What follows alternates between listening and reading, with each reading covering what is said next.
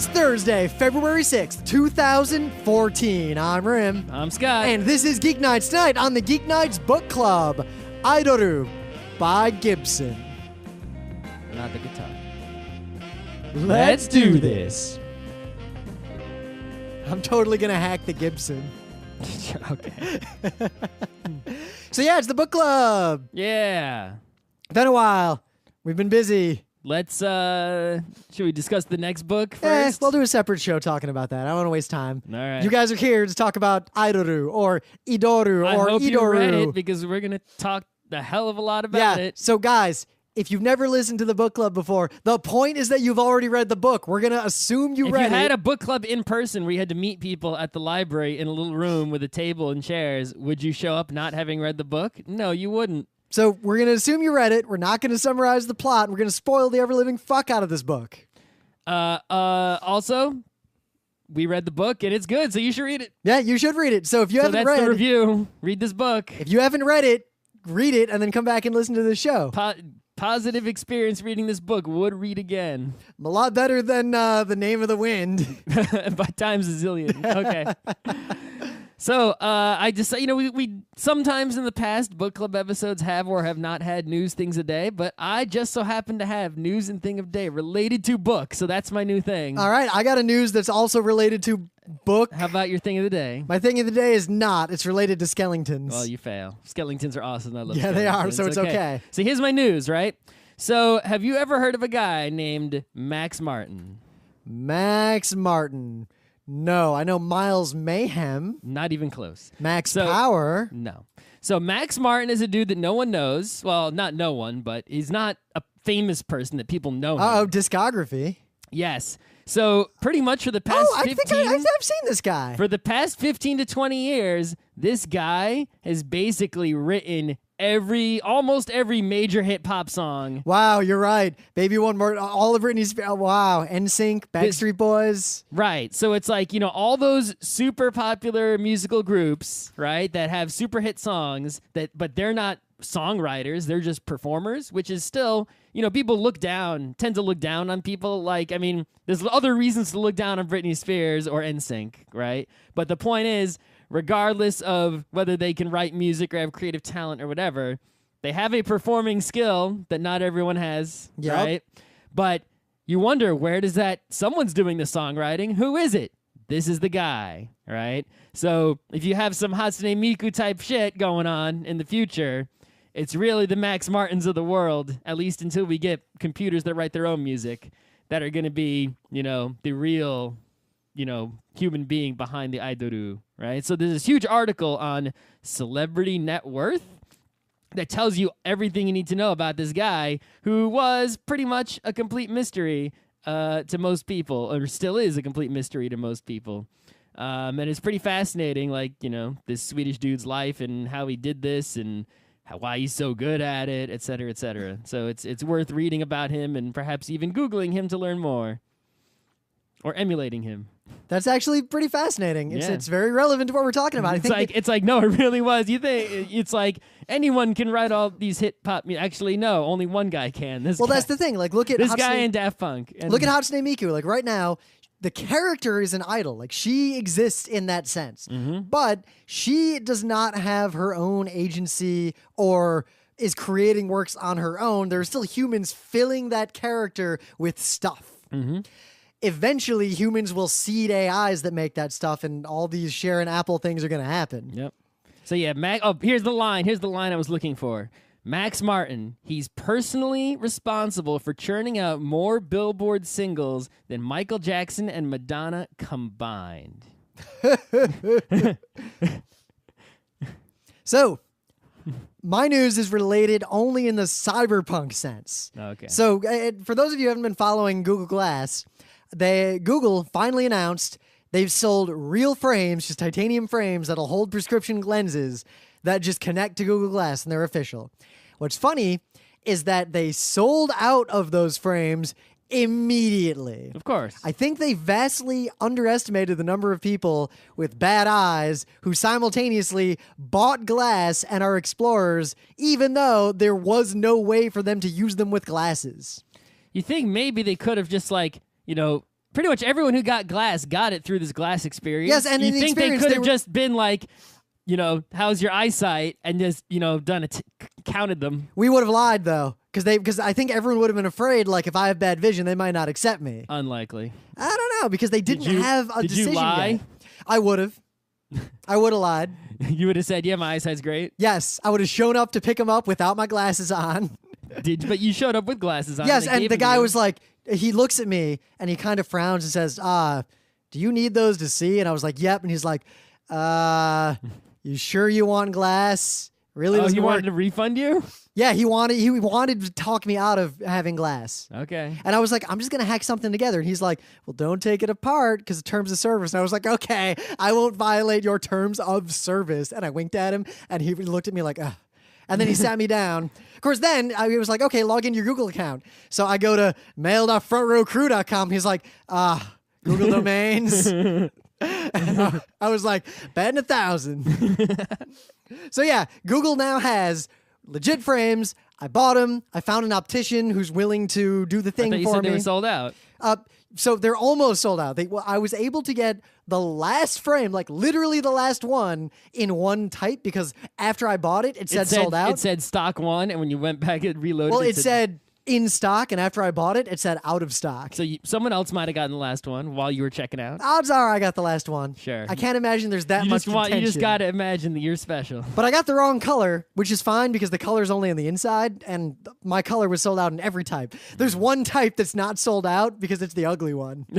You can get the ugly one right now if you want. You can't get any other ones. Okay. So You can get the ugly one and paint it. no, the shape is ugly. Oh. The shape is pretty bad. Okay.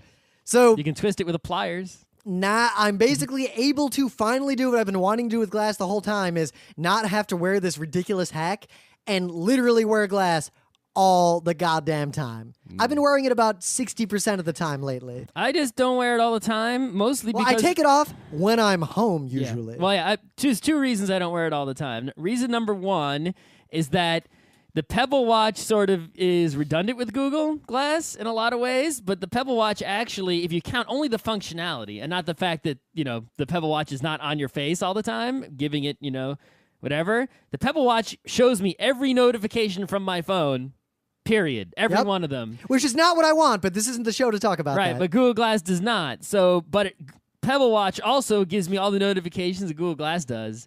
So if I have both, it's sort of like bzz, bzz, and it's like I don't need that. Yep. Right. And the weather's not so good right now, so like I worry about like the rain and snow getting. That's on. part of the reason why I'm not wearing them every day now. And also the amount of time during the day that I would wear them. If it's like a day where I wake up, go to work, and come home, I'd be wearing glass for like what, an hour on the See, subway. no, that's the difference. This is why I think people who already wear glasses are at an advantage in the beginning. I have to wear glasses anyway.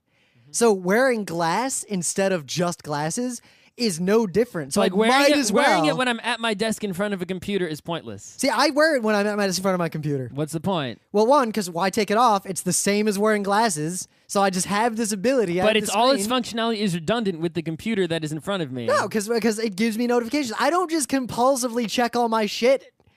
I check all my shit so rapidly. I can check all my shit multiple times a second. Yes, and I don't do that. I do work.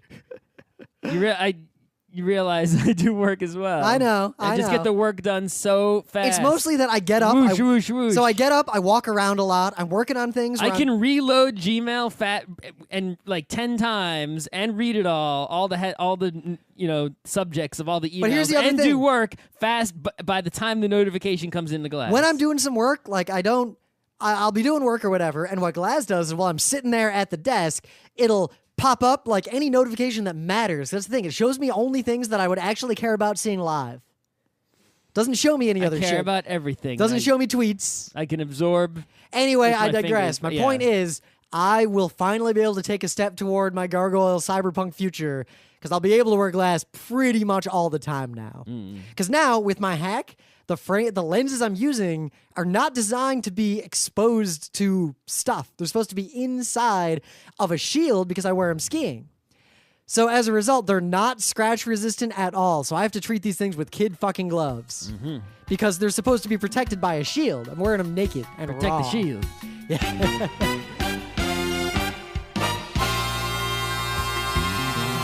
So things of the day. Mine is in no way related to this book. I just think it's awesome. So have you ever heard of a famous picture called Student's Dream? No, I have no idea what you're talking about. Okay, so except actually I do because you showed me the thing the day before the episode. Okay. But before then, I had no clue what you're talking Student's about. Dream is a picture of someone laying on what looks like an old-timey dissection table, and there's a bunch of real corpses just sort of hanging out around him, and it's super creepy looking. Kind of a famous photo. My thing of the day is a selection of photographs from the Burns Archive of dissection photos, which sounds gross, but here's the deal. This is why this is cool. In the 1800s, in the early 1900s, there was sort of this rite of passage if you were going to be a doctor or a physician when you did your first dissection of a cadaver.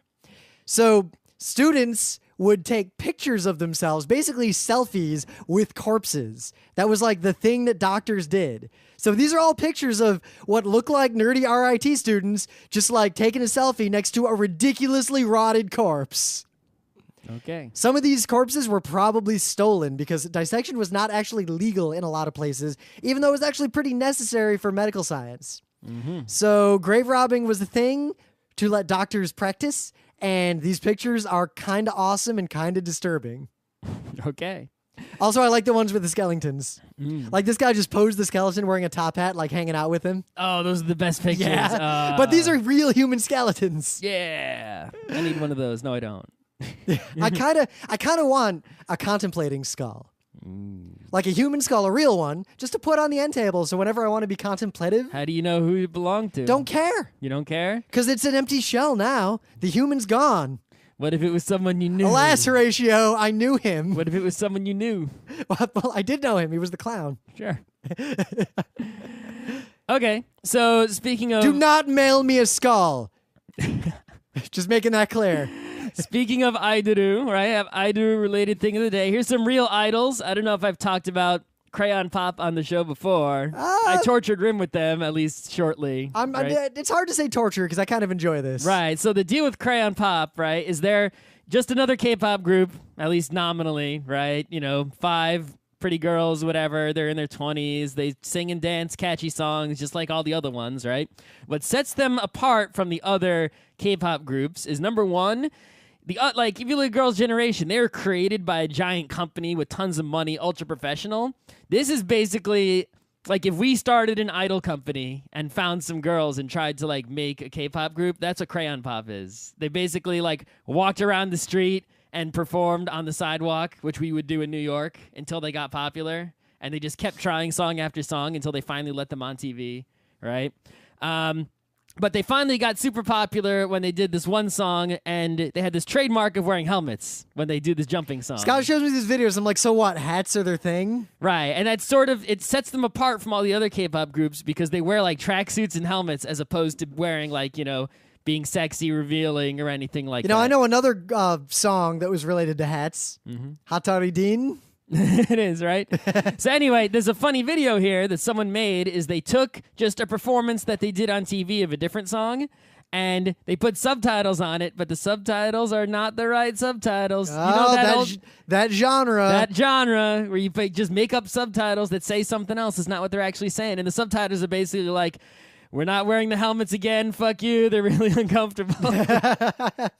So it's, I think you sort of will only get the joke if you watch some of their other stuff and like understand where they came from.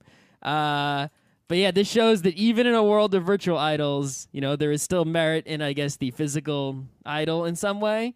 And even the physical idol is still remixed and remanifested by, I guess, it's not the consumer, but the watchers and not just the right. It's participatory, whether it's Hatsune Miku or whether it's the traditional old way of doing things with real people singing and dancing. Participatory. There's a lot to say about that with Idoru. They're actually Crayon Pop is actually sort of extra participatory. Like they get closer to their fans, like physically speaking, than other groups do. Like you'll see them it's like they actually at least seem to actually want to go meet their fans, and like you'll see when they're like dancing on the street, they'll let fans like carry the boombox for them and stuff like that, and it's kind of weird. Anyway, So, meta moment, very briefly. The next book club book will be Wool by Hugh Howey because I've gotten. You have like 10 copies, right? People kept giving me copies All right, of so this give book. me one of them. Unrelatedly. Or do I have one? I'm going to Kindle it. I don't carry books anymore. Okay. So I'm not paying for a book that we have 5 free copies of. Well, you can take one of these books then. One of them is signed by the author, so I don't know. I'm not sure who gave me that one. If you did, thanks, I guess. Whatever. So we'll read it. A lot of people speak highly about this book. A lot of people speak highly about a lot of books. A lot of people spoke really highly about the King Killer Chronicle in the Name of the Wind. Sure. So. Actually, I found out about that book because one of the Penny Arcade paper editions, the introduction was written by Rothfuss. Yeah. Yeah. Yeah. That's how I found out about that. But, I mean, a lot of people recommend that Ready Player One. I read that. It hits on all this nostalgia stuff, but it's basically the Woo game, the book. Guys, read The Prince of Nothing and then come back to us and tell me your book is good. Okay, so Idoru, if I had to we're say skipping all meta moments, I guess. Yeah, videos, whatever. So find us on the internet. Read the other book club Congratulations. books. Read the other book club books. That's right. There's Read a bunch books. of old book club episodes. I read a study 2 weeks ago, saying that literacy is, at its level, but adults in America are reading fewer books than in like the last 50 years. Mm-hmm. No one's reading books anymore. That's right. So read books. You'll be smarter than all your friends. Then you'll start to hate your friends, and they'll start to resent you, and then you'll find smarter friends. Like us. That's how that goes. That's how it goes. If I had to say one thing about Idoru, it's that it is so 90s. It is the most 90s. It is like take But the year. all the major cyberpunk works tend to be from the 90s, right? The Snow Crash is from the early 90s. Idoru's from the later 90s, right? But it's like all that shit is 90s because at that time period, it's like we had internet, it existed, right? We had computers, but they were so, immature. It was so early in the technology that, the true future of it was mostly imaginings, right? So you're able to, as an author, you could like imagine the future of computing, like, whoa, cyberspace, amazing, right? And you can even see that in the lowbrow medias like Superhuman Samurai Cyber Squad or VR Troopers or... Now also remember, in this era, the internet, people use this technology, but like MMORPGs, cyberspace, MUDs and mucks, those existed. Cyberspace existed at that time. Barely. But it did exist, and there were people who were involved in it. But because those spaces were so prevalent, and there was interest in, like, VR was big at the time, there was definitely this idea that cyberspace is all about hidden identities, virtual identities. Your life in, the web or the net or whatever they call it is radically different from your real person. Goes in the shells in the 90s. Yep. But that was like such a common, deep, unavoidable theme of all cyberpunk, of all tech writing. Everything in the pop culture around the internet was about avatars and personas and shared spaces and cyberspaces, which really kind of died. Like, that whole idea is not part of the internet consciousness anymore. Right. Well, what happened is, people imagine sort of, they took the technology that was available and so early and then extrapolated, like, what could it be like and what they wanted it to be like, right? And, took that out into the future and like, what would happen if right?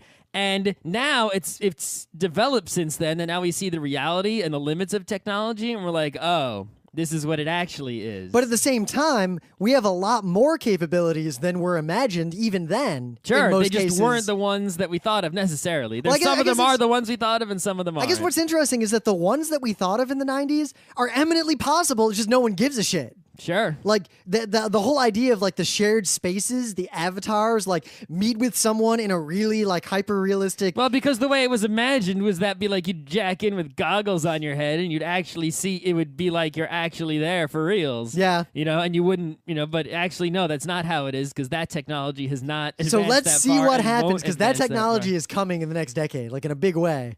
I hope so. It is. I mean, Oculus Rift is not a lot, but you know what? It's the equivalent of Google Glass in the sense that it's the first consumer-level usable thing like that. Maybe. It's that stuff's coming. Yeah. But simultaneously, it's not just what we imagined the future to be based on the internet, but all these cyberpunk works are very dystopian, and they're dystopian in such a 90s way. The example I always use, my go-to example, is the movie Strange Days, set in 1999. It's actually very similar to the world of Idoru. And the dystopias are always the same. Geopolitics kind of remains static. Like, Russia is still this sort of Soviet thing, which it's really not anymore, but I qualify that because it's kind of going back in that direction lately. Like, China is still this, like, outsourced hellhole in a lot of these dystopias. Racial tensions are a big deal in a lot of 90s cyberpunk. I mean, because remember, that was a big deal in 90s society. There were riots. Racial tensions were in the media in a big way. Urban crime was still a problem. In Snow Crash, they made a big deal. Raven was a black guy. Yep. It's important. These cyberpunk dystopias always focused on cities become full of gangbangers. Was he a Native American guy? I forget. Yeah. It doesn't matter. Either way, he was specifically he was the guy who was not the white guy or the Asian guy. Cities were dystopian and filled with, like, Fist of the North Star looking bad guys running around like crazy, raping and murdering. Look at RoboCop.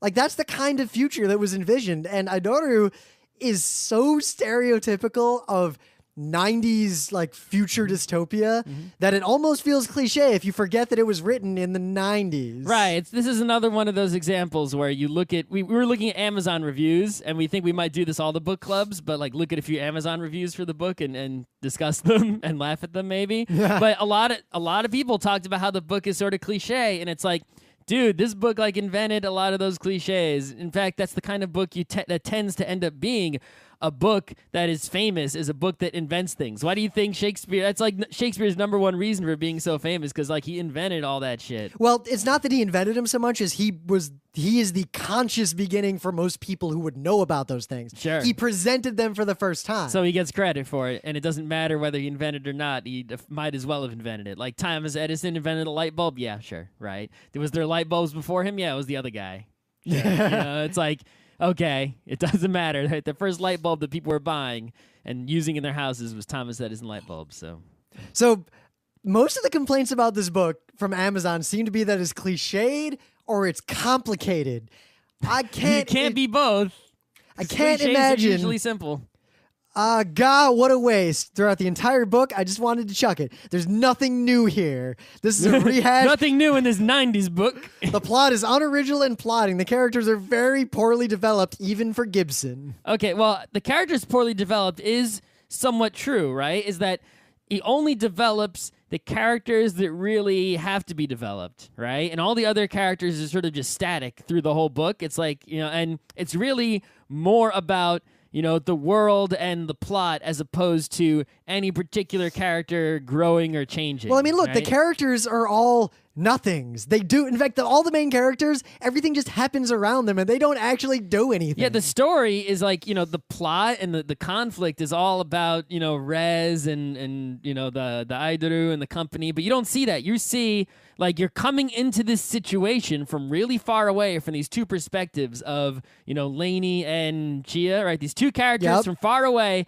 And it does. Cyberpunk books all do this thing where at least a lot of them do, where there's the two characters and it goes back and forth. That might just be because a lot of it's Gibson. And Diamond he does Age that. did the same thing that Stevenson. Yeah, Gibson and Stevenson write very similarly. Snow Crash did the same thing. Anyway, but it's like these two characters are coming from far away, and you're seeing things from their perspective, and those are the people who are, have some character development, right, and change throughout the course of the book, and they're getting closer to the situation all the time, right? And it's like the real plot is happening, but you can only see what these two characters see as they get close to it. And then they pass by each other, right? And that's the climax of the book. And then the book ends. So basically, all right, I found the best review. Okay. The best. Let's make this shtick where we read only the best Amazon review. What do you call it when you take some other people's idea and call it your own? This is what this book is all about. Gibson takes the Idoru theme, which is overused and abused in Japanese anime, to create a story that is neither original nor interesting when compared to your average anime. That was a valid criticism if that book came out today, but it didn't come out today. It came out in the 90s. So. This one's equally good. Perhaps I'm not the brightest fellow. Well, he's right on one point. But I really had no clue what Gibson was writing about. The whole cyberpunk thing never happened, so never... So the cyberpunkness of the book is usually you imagine like Snow Crash, where they're going in cyberspace all the time, right? Which is Or not Neuromancer, actually the biggest right? ideas in most cyberpunk literature. But in this, there's only a little bit of that, right? There's the place is not cyberspace in general, right? It's that sort of recreation of the what's it called? The underground city place. What's the name of it?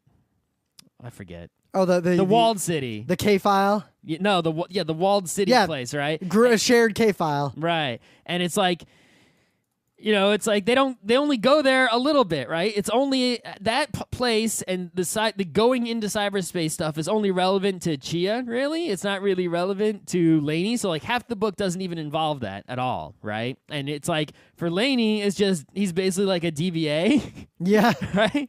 He's good. You know what he's good at doing? Surfing the internet and ignoring dumb shit.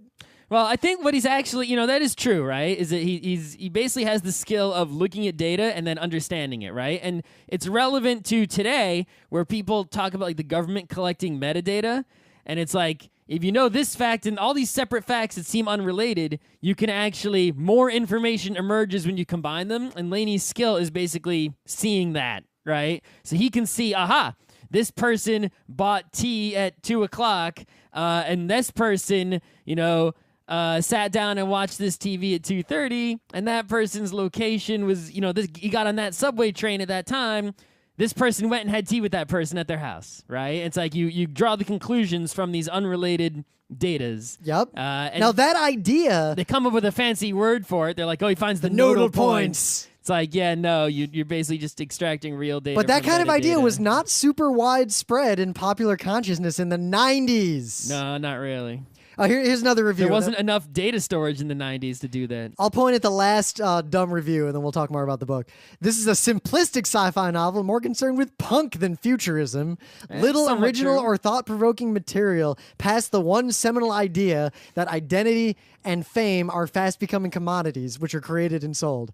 Yeah, the 90s, that was what was happening. That's... Well, on the fact that it wasn't futuristic, that is true. This book does have one problem that I notice in a lot of just sci-fi in general, anything that's, takes place in the future, and that many things are highly advanced. They're jacking into cyberspace with their brains, going to virtual worlds, and then they have a fax machine. Yep. So really, we don't even have fax machines. You have to upgrade. He goes to the airport and there's a luggage carousel, and it's like, okay. I can see the luggage carousel. Well, I mean, yeah. Today we still have luggage carousels, but if I was writing a book in the 90s, I would imagine something better than luggage carousels. I would make sure that in every scene that I wrote, every single technology in that scene would at least be updated or replaced in some way. Well, so, it's like when you watch. That's actually maybe so it's like, how do you decide when you're writing a book like that which things to upgrade and which not to? Because you're going to be wrong with the fax machine, and you're going to be right with the luggage carousel. I think it's just the blindness of your era that, for example, Total Recall. Your editor should see that shit, though. Maybe, but Total Recall, though, you'll be blind to this stuff. They think, it's a dystopian future where there's ads everywhere, so let's put screens everywhere with ads on them. So the screens are all these giant CRTs hanging everywhere in a future with space travel. Yep. Like, no one thought flat panels. No one thought of, actually, Total Recall had some flat screens, like the one in his wall in his bedroom. Yeah, but it also had a lot of huge CRTs hanging out just like everywhere. It did indeed. Or like, in this book, what really stood out was that the book didn't really at any point seem to consider the idea that wireless communication would exist. Like everything's wired, even though the data being transferred is not that much. And two, they seem to be focused. Like there's a lot of IR being used. Remote controls are mentioned at multiple points. IR remote controls. Like those are the two things that stood out the most to me in terms of the technology being disparate. All right, let's talk about what actually happens in the friggin' book, right? All right, so I think the book is like the whole he wants to date an idol thing is really, it's like the difference engine. It's just a canard to bring up all these ideas and see what's going on. I think the book's about fandom. Yep. It's about fame, and it's about AI. Well, it's also about, the information, right? It's like you have the real thing that happens is not that he wants to marry the idol, right? It's that he's able to get the at the truth because it was created by all the information of all the fans, right? By networking all the, just like in Ghost in the Shell, where he networks all the dudes in his pachinko parlor, right? Oh yeah. It's like where did the idol's intelligence come from? The idol's intelligence came from all the things that all of the fans of the idol did on the internet together. It's like you combine all the fan forums and all the the fan arts and the fan everythings together, and that is gave life to the virtual idol. And that's exactly that's even more Hatsune Miku than just and more. It's even Sharon Apple doesn't even have that aspect at all, right? Yeah, it's even so accurate because that's right. Well, I said AI because really. There's this point that information is the only thing that actually matters or exists in some senses. Like information is its own plane of existence, and that AIs arise because remember they mentioned a couple times that she is the epitome of desire. That the idol is the epitome of desire. Fans desire her. Rez desires. People desire her, and I think the turning point for an active AI, or what makes this interesting, is when that turns into the thing itself now having desire. That's the collective, reflective desire of all the things desiring it. But the book's about fandom too, because notice it's kind of a side point that doesn't require any of this cyberpunk stuff at all. That she is a fan. A lot of you kids are fans of things. Some of you are, at least one of you is a fan of us. Your image of us is a carefully constructed media image. You have a flat data set of us. The us you think of is not quite the us that we really are. So your perceptions of us are very much colored by being a fan. And notice how Chia, as soon as she meets the real Rez, like he's not a bad guy. No. He's kind of a chill guy. But in that moment, when she sees like the three-dimensional view, when she gets more information about him, suddenly she's not a fan anymore. Like she has seen beyond the curtain and is in this whole new plane of information and existence. Like it's no longer a central part of her life. It's almost kind of an adolescent story on the side. Like she sort of grows up just by experiencing all of this. Well, it's also interesting, right, is that the plot is about Rez wants to marry this idol, right? He's not, and it's like, why does it have to be that, right? It's like, it's sort of what's happening is the thing that can never happen, right? If the idol is basically the combination of all the fans together, granted it intelligence, he's marrying all the fans. Yeah. Right? You think about it that way. It's like the one thing that never happens, the famous person marrying a fan, right? It's like, no, he's actually marrying every fan at once.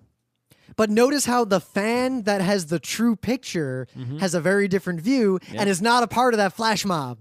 Doesn't even tell people about it. Nope. Just kind of stays away, fades back. I love that little point that Rez says he's going to come and like talk to her later and thank her, and then he just never fucking shows up. No. Like I like that bit. Like he just completely forgot she existed. So, but in terms of Chia as an adolescent story, notice how Gibson uses, like whenever we see things from her perspective, she doesn't know stuff. Nope. She's very well written as a dumb punk kid. Like she just doesn't know stuff at all, and she describes things like she keeps describing the lady next to her on the plane drinking that carrot juice with the celery sticking out of it, or the tomato juice with the celery sticking out of it. Not really putting together that those are Bloody Marys. It's alcohol. She's getting herself drunk. She just glosses over all this. She doesn't know history. She doesn't know much about like the Soviet Union or politics she knows or about anything. Rez. It's all she knows about. But it's written from a very naive perspective.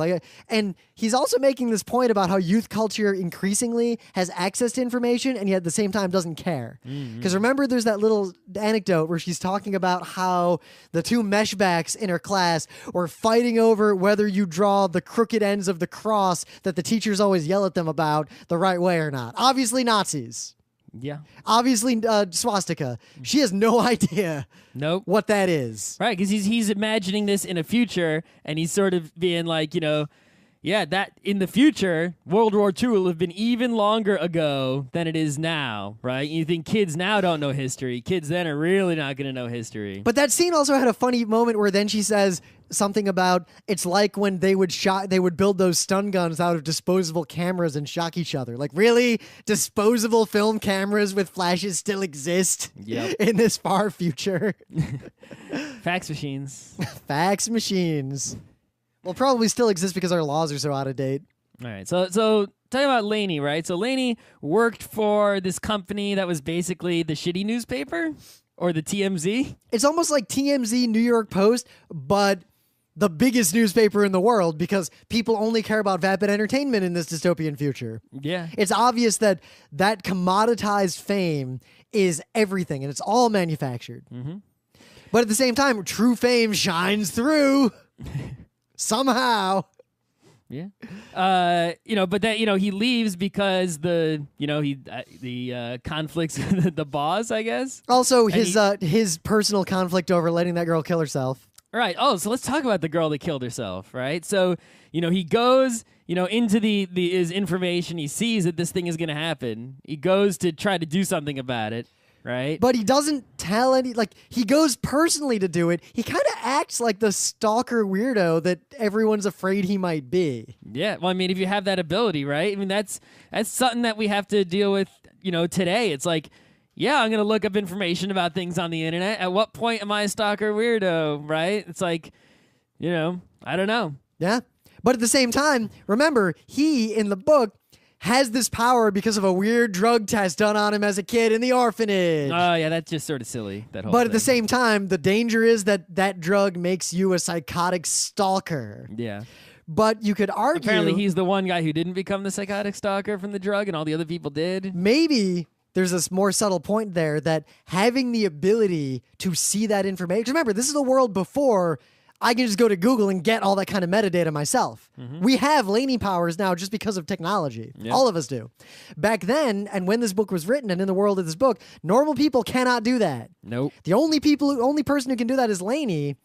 So maybe it's having that ability alone makes you a stalker. It guarantees you'll become a stalker. And even Laney, who is not as far gone and not as fucked up as all the other people who use this drug, he's still kind of a weirdo stalker. But I guess since he's the only one, imagine if one person had an iPhone that could Google, went back in time, and they still had somehow modern internet and could Google, right? You're going to fucking hire that person. Yep. Right? Even though he doesn't do... That person would have such a vast power. Like, if I just took my iPhone back to the 90s and somehow it still had an internet connection to today, discounting things like Back to the Future lottery ticket winning. Yeah, just right? like Wikipedia knowledge for right. Dates up to that point. Yeah, it's like, I would be so powerful, it would be hard not to do evil things just from human nature, unless I was fucking Dalai Lama or some shit. Right? It would be so easy. It's good to know you're on the shit list of if you get dark powers, destroy you. Right, yeah. If I get dark powers, you won't be able to destroy me. I'm of the camp of use dark powers to do Strike good. me down and I will become more powerful than you can. Okay. Okay. So, was it just me, or was the Russian mob really kind of funny and derpy? It's not just... Well, they were fighting against funny and derpy, too. I mean, what's his name? The strong guy? Oh, he is the best. Blackwell? Of course. Oh, yeah, right? So it's like, Blackwell is already kind of funny, right? He's awesome and funny, though, right? He's just, the stereotypical gigantic badass dude who's, but he wasn't... super graceful. Right, but he wasn't just, this dumb muscle. It's like they took the smart guy and the muscle guy, and they put him in the same body, right? And that sort of makes it a really interesting and awesome character to root for or whatever. Yep, he's also ruthless, but in this very calculating and kind of loyal way. But it's like you sort of need, right? If you're going to have this, he's not comic relief because he's not, like slapstick, but he's like enjoyable. Like you smile when he's there, right? The Russian mafia guys are kind of like that too. Right, you need that kind of, you can't have that guy fighting a serious enemy, right? That's why you'll have like in an action movie, there'll be the main character will be more serious, and the slapstick guy is like the guy waiting for Bruce Willis in the car, right? And it's like Bruce Willis can't fight a silly enemy; he's got to fight the serious enemy, and so right, so you have to match up the guy against the right enemy. So you need that Russian mafia enemies there to fight against Blackwell, so you match up correctly. So look at how. Not just the main characters, but basically every character in this story doesn't have access to all the information. And as a Neither result, does the reader. I mean, we have more than most because we're getting 2 angles at least 2 angles, right? But we're still, we're basically adding those 2 together to find our own. But notice how points. the story does this. Basically, every chapter, the character has some fundamental question that's basically answered by the other character's perspective in the next chapter. Yep. So as a reader, we get all the answers ongoing. It's like, I wonder what that's about. Next chapter. Oh, that's exactly what that's about. Well, like I said, we're seeing our own nodal point in the book, right? The nodal point in the Love Hotel eventually. But notice how the characters, every character except the idol herself, does not see fucking anything and doesn't fucking do anything. Nope. They're just kind of bumping around in the dark, bumping into stuff until eventually things work out. And only at the very end, when Lainey gets all the information and that kind of dumb explanation of how he sees it, which I think was not really well written. No. It was a little weird. It was very. It was like trying to describe what hacking in the movie Hackers looks like. Yeah. But only then did he figure it all out. But we have that power today with Google. Yep. But the book gives you that power while reading it. You learn every answer along the way just because you can see from multiple perspectives. The book is so meta, right? It's about a guy who finds nodal points, but while you're reading the book is you finding a nodal point. Oh my gosh. Yep. Oh my gosh. The joy of this book is in all the tiny little details, because either they're really anachronistic, like the situation with Russia is just kind of outdated and silly, but there's little details about nanotech. Like, nanotech is not a big part of the book other than it's kind of the next step for the story. Like, that's the goal, was obviously they wanted the nanotech to build a city like the shared kill file in the real world. But they still have fax machines. They can't just nano build a piece of paper on the other side. But there's that little point about how nanotechnology is extremely illegal. Yep. And that makes sense because self-replicating... It seems to also be the most powerful thing, right? It's like, yeah, with this little thing, you can build a whole fucking city. Well, that's basically like, that's a ridiculously powerful thing. Or remember in Diamond Age, the seeds that could do that on their own were ridiculously dangerous. Yep. I mean, yeah, I'll just plant this motherfucker in New York. Oops. You know what's funny? Double city. Because I'm reading yet another culture book. I'm reading Surface Detail. And there's a whole idea of smatter and smatter infections or smatter swarms or self-homogenizing swarms is the term. It's the idea that in the galaxy, periodically, out of nowhere or out of somewhere, a homogenizing swarm will just appear. And it's nanobots that are trying to make more of themselves. Either they came out of a civilization that fucked up and destroyed itself with nanotech, which happens kind of often just out in the galaxy. Well, if you count the whole universe, yeah, you're going to find those. Yep, like every day, somewhere, some planet goes, up, Grey Goo. And they call them smatter infestations. And every now and then they flare up in different parts of the galaxy and the culture goes and deals with them.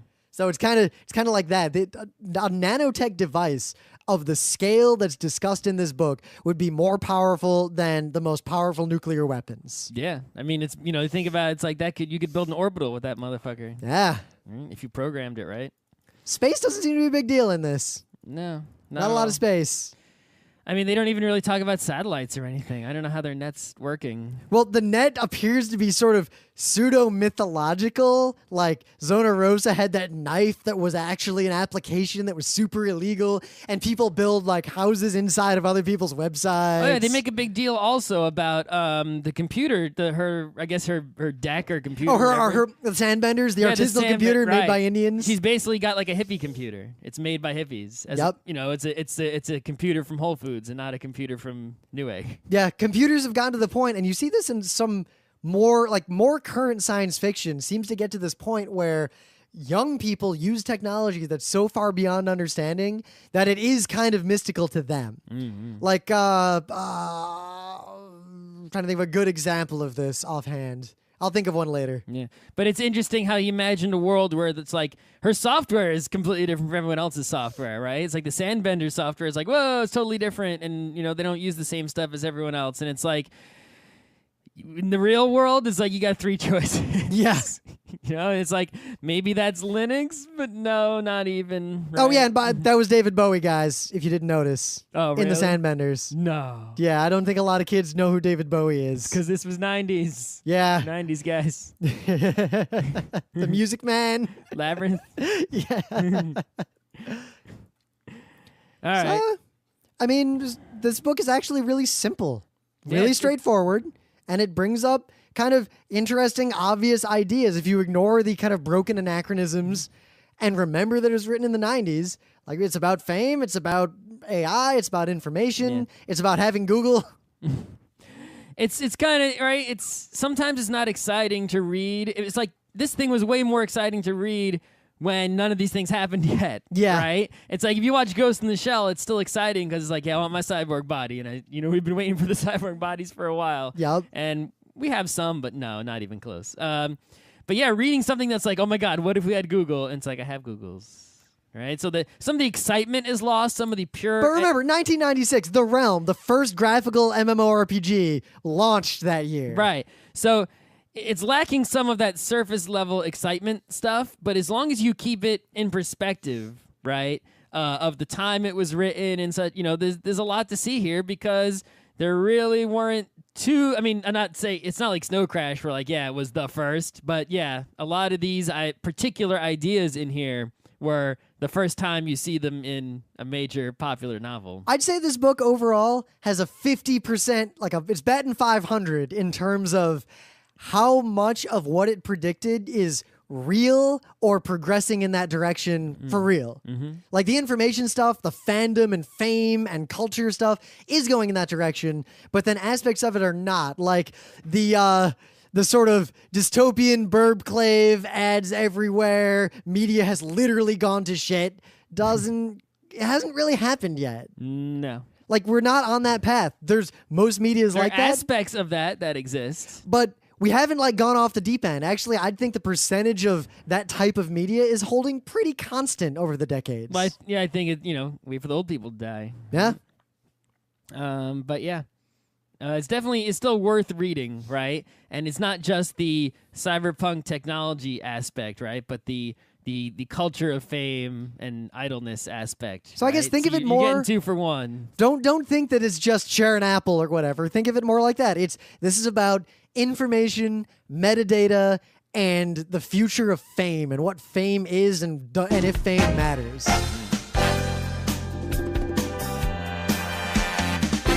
This has been Geek Nights with Rim and Scott. Special thanks to DJ Pretzel for the opening music, Kat Lee for web design, and Brando K for the logos. Be sure to visit our website at frontrowcrew.com for show notes, discussion, news, and more. Remember, Geek Nights is not 1, but 4 different shows. Sci-Tech Mondays, Gaming Tuesdays, Anime Comic Wednesdays, and Indiscriminate Thursdays. Geek Nights is distributed under a Creative Commons Attribution 3.0 license. Geek Nights is recorded live with no studio and no audience. But unlike those other late shows, it's actually recorded at night.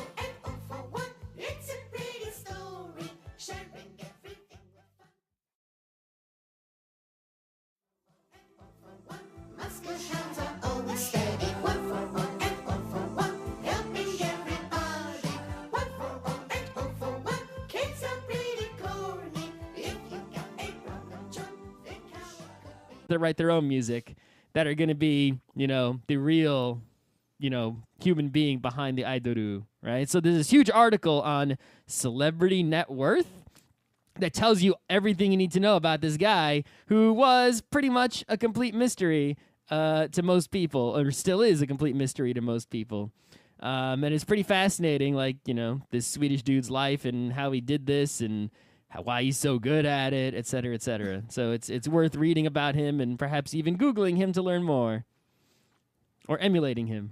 That's actually pretty fascinating. It's very relevant to what we're talking about. It's like no, it really was. You think it's like anyone can write all these hit pop music. Actually, no, only one guy can. That's the thing. Look at this guy in Daft Punk. Look at Hatsune Miku. Right now, the character is an idol. She exists in that sense. Mm-hmm. But she does not have her own agency or is creating works on her own. There are still humans filling that character with stuff. Mm-hmm. eventually humans will seed AIs that make that stuff, and all these share an Apple things are going to happen. Yep. So yeah, here's the line. Here's the line I was looking for. Max Martin, he's personally responsible for churning out more Billboard singles than Michael Jackson and Madonna combined. So, my news is related only in the cyberpunk sense. Okay. So, for those of you who haven't been following Google Glass, Google finally announced they've sold real frames, just titanium frames that'll hold prescription lenses that just connect to Google Glass, and they're official. What's funny is that they sold out of those frames immediately. Of course. I think they vastly underestimated the number of people with bad eyes who simultaneously bought glass and are explorers, even though there was no way for them to use them with glasses. You think maybe they could have just pretty much everyone who got glass got it through this glass experience. Yes, and you in the think experience, they could have just been like, how's your eyesight, and just counted them. We would have lied though, because I think everyone would have been afraid. Like, if I have bad vision, they might not accept me. Unlikely. I don't know, because they didn't have a decision Did you lie? yet. I would have. I would have lied. You would have said, "Yeah, my eyesight's great." Yes, I would have shown up to pick them up without my glasses on. But you showed up with glasses on. Yes, and and the guy was like, he looks at me and he kind of frowns and says, "Do you need those to see?" And I was like, "Yep." And he's like, "You sure you want glass?" Really? He wanted to refund you? Yeah, he wanted to talk me out of having glass. Okay. And I was like, I'm just going to hack something together. And he's like, well, don't take it apart because of terms of service. And I was like, okay, I won't violate your terms of service. And I winked at him and he looked at me like, ugh. And then he sat me down. Of course, then I was like, okay, log into your Google account. So I go to mail.frontrowcrew.com. He's like, Google domains.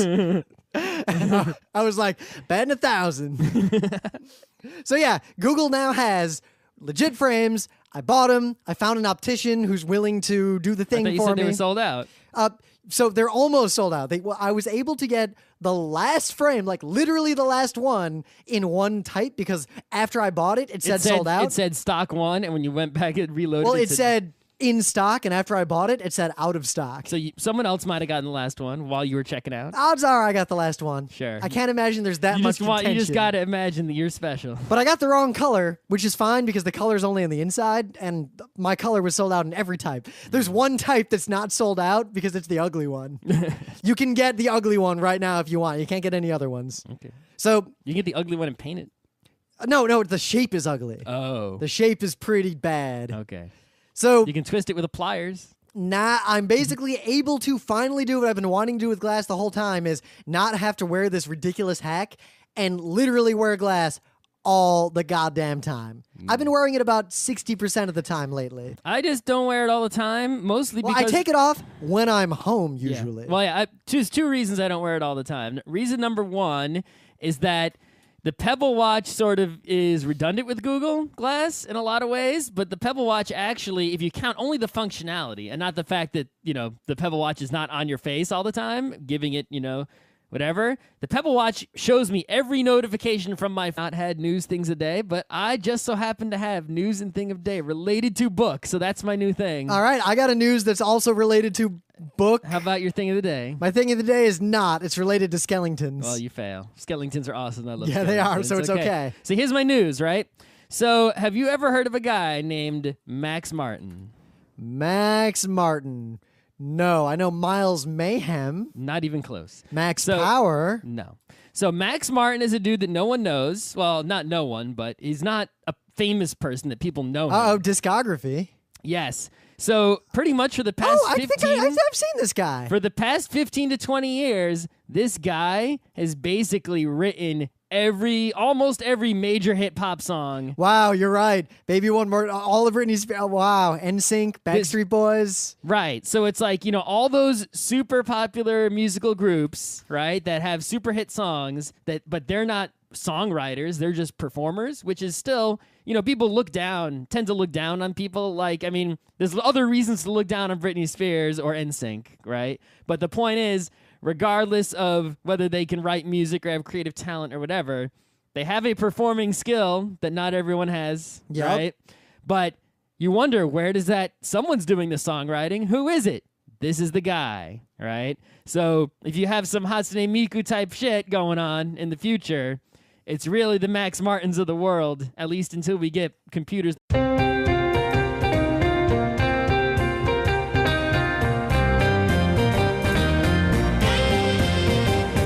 It's Thursday, February 6th, 2014. I'm Rim. I'm Scott. And this is Geek Nights Tonight on the GeekNights Book Club. Idoru by Gibson. Not the guitar. Let's do this. I'm totally going to hack the Gibson. Okay. So yeah, it's the book club. Yeah. Been a while. We've been busy. Let's, should we discuss the next book Yeah, first? we'll do a separate show talking about that. I don't want to waste time. All right. You guys are here to talk about Idoru or Idoru I or hope Idoru. you read it because we're going to talk the hell of a lot about it. So guys, if you've never listened to the book club before, the point is that you've already read the book. We're going to assume you read it. If you had a book club in person where you had to meet people at the library in a little room with a table and chairs, would you show up not having read the book? No, you wouldn't. So we're going to assume you read it. We're not going to summarize the plot. We're going to spoil the ever-living fuck out of this book. Also, we read the book and it's good, so you should read it. Yeah, you should read it. So if you haven't that's read the review. Read this book. If you haven't read it, read it and then come back and listen to the show. Positive experience reading this book. Would read again. A lot better than The Name of the Wind. By times a zillion. Okay. So I just, we sometimes in the past book club episodes have or have not